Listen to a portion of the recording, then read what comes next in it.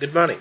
I, Dr. Aditya Rao, redontist and implantologist, would like to present a small lecture on one of the basic tissues of periodontium, that is gingiva. Well, to begin with, let's understand what is periodontium. Periodontium is nothing but you can call it as like a foundation of a building which is called as tooth. Okay? Okay, to simplify, it's the foundation of the tooth. Basically, peri means around and odontium means tooth. Anything that surrounds the tooth forms the periodontium. That consists of four structures, two hard and two soft. The two hard structures include the alveolar bone and the cementum, and the two soft structures include gingiva and periodontal ligament. Gingiva also happens to be a part of the oral masticatory mucosa along with hard palate, thus helping in mastication. Okay, let's come to the definition of gingiva. Well, the definition of gingiva is far more important, so we are going to describe it and understand it very carefully. We are going to split it into three parts so that we can understand it better. The first part of the gingiva definition is gingiva is a part of the oral mucosa. Okay, so that's quite simple, right? Gingiva is a part of oral mucosa. Okay, and the second part of the definition is which covers the alveolar processes of the jaws. I'll repeat the second part of the definition again, which covers the alveolar processes of the jaws. Okay, and the third part of the definition is and surrounds the neck of the teeth. So to combine, gingiva is the part of the oral mucosa which covers the alveolar processes of the jaws and surrounds the neck of the teeth. Remember, you cannot alter the terminologies. That is, you cannot put surrounds in the places of covers. It will change the whole definition. So I'll repeat the definition again. Gingiva is a part of the oral mucosa which covers the alveolar processes of the jaws and surrounds the neck of the teeth. Okay? Coming to the gingiva. Gingiva can broadly be divided into three parts, that is, marginal gingiva, interdental papilla, and attached gingiva. Okay? Marginal gingiva, attached gingiva, or interdental papilla. You can name in any order, that doesn't make a difference. So there are basically three parts of gingiva: marginal gingiva, attached gingiva, and interdental papilla. The fourth thing, as such, which is not a part of gingiva but is still seen around gingiva, is gingival sulcus. Gingival sulcus is a shallow V-shaped crevice that is bound on one side by the uh, inner surface of the marginal gingiva and on the other side by the tooth. Okay, gingival sulcus is also very important for us.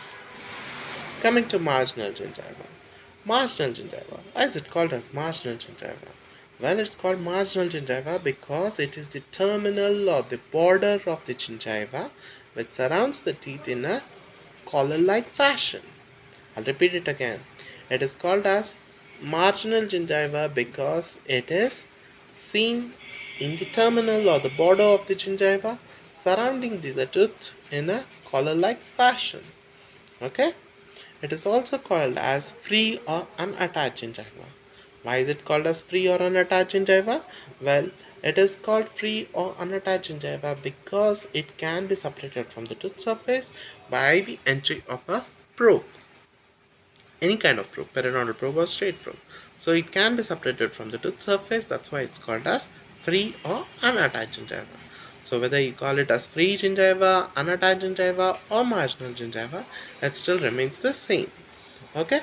Coming to the next part, what are the other features of this marginal gingiva? Well, this marginal gingiva is not stippled. I'm repeating again. Okay? There is a feature, characteristic feature of this attached gingiva, that is stippling. What is stippling? Stippling is nothing but the orange peel like appearance. Okay? Stippling is nothing but the orange peel like appearance. However, marginal gingiva is not stippled, unlike attached gingiva. So over here, what we saw, marginal gingiva is also called as unattached or free gingiva because it permits the entry of the probe and can be separated from the tooth surface, and it is not stippled. About the width of the marginal gingiva, well, marginal gingiva is about 1 mm wide. Okay, how much it is? It is 1 mm wide. Okay, Marginal gingiva can be demarcated from the below attached gingiva by a shallow linear depression, which is called as free gingival groove. I'll repeat it again. The marginal gingiva can be demarcated by attached gingiva from a shallow linear depression that is called as free gingival groove. This free gingival groove is not seen in almost all cases. It's only seen in about 50% of cases, or 50% of the population have this free gingival groove, which demarcates it from the attached gingiva. Coming to attached gingiva now. Attached gingiva, as the term signifies, that it is attached. To where it is attached? It is tightly bound to underlying periosteum. Peri around osteum. So the outer covering of the bone, it is tightly adherent. That's why we are calling it as attached gingiva. What about the consistency of attached gingiva? Well, it is firm and resilient. Why is it firm? It is firm because it is tightly bound to underlying periosteum. Why is it resilient? Because of the collagenous nature of gingival connective tissue. The collagenous nature of gingival connective tissue makes this attached gingiva resilient. Resilient is a property which is attributed to elasticity. So if you put a pit over there on the attached gingiva, the pit disappears within no time. Why? Because the attached gingiva bounces back because of its property of resilience. That's why it is firm and resilient. Okay?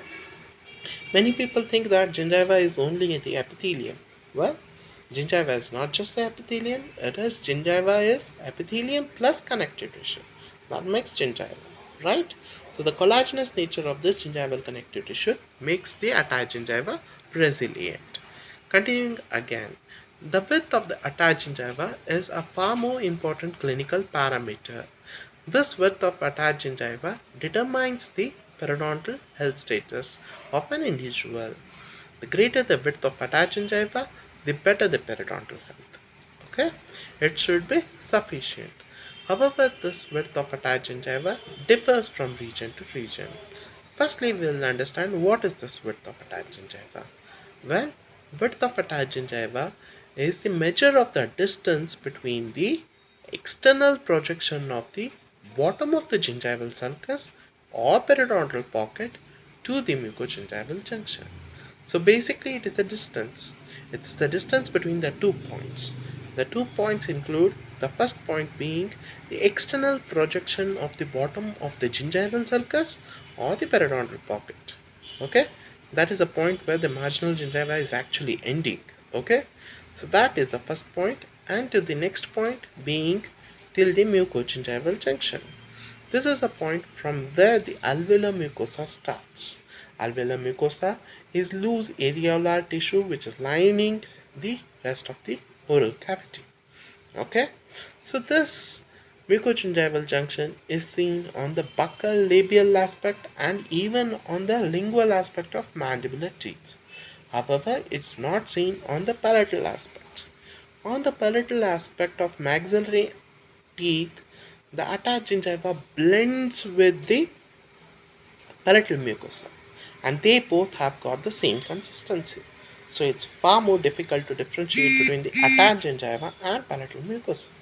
Okay, to continue again, the attached gingiva, as I said before, is far more important on the basis of aesthetics, for prosthetic planning, everything. That's a separate topic. We will discuss it later. Okay, but first thing which we have to remember over here, this width of attached gingiva is an important clinical parameter and differs from region to region. As in, like maxillary anteriors, it's about 3.5 to 4.5 mm. Okay, and in mandibular anteriors, it's about 3.3 to 3.9 mm. It is least in cases of mandibular premolars, wherein it is 1.8 mm.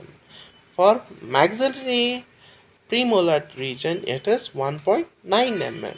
So overall, the least width of attached gingiva is seen in cases of mandibular premolar region on the labial aspect.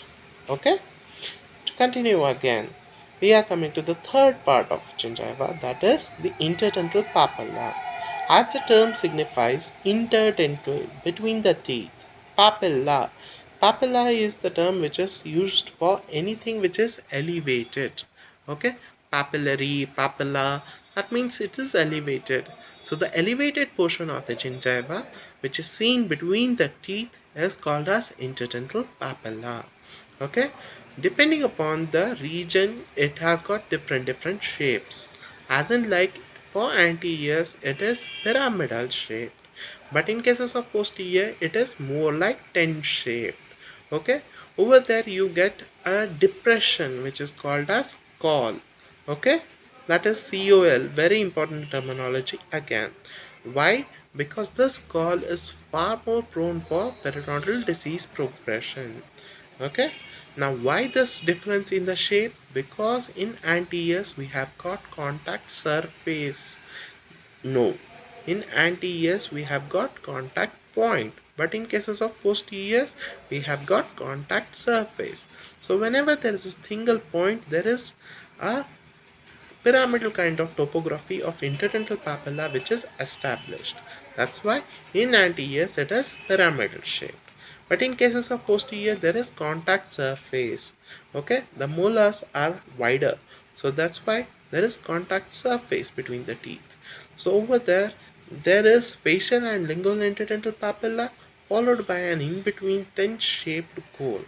Okay, which is the depression and which is far more prone for disease progression, and it is also non-keratinized, marking it far more prone for this periodontal disease progression.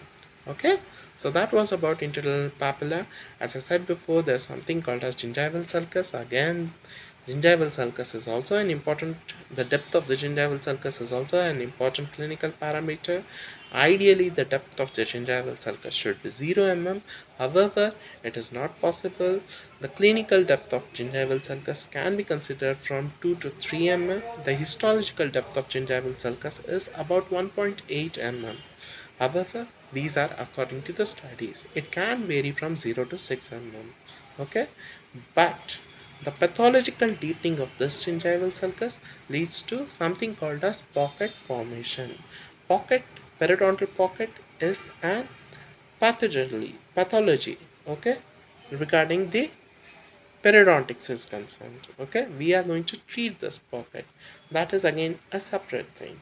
So over here we have to understand that the depth of the gingival sulcus is an important characteristic, and the pathological deepening of gingival sulcus will lead to pocket formation, which has to be treated later depending upon its depth. Okay, so that was about my lecture. Over here, to just like quick revise, we will have studied what is gingiva, the definition of gingiva, what are the different parts of gingiva, and what are the other terminologies. It is marginal gingiva, attached gingiva, and interdental papilla. Also, there is something called as gingival sulcus. Okay, hope you liked my lecture. Thank you so much. It was a pleasure. Thank you.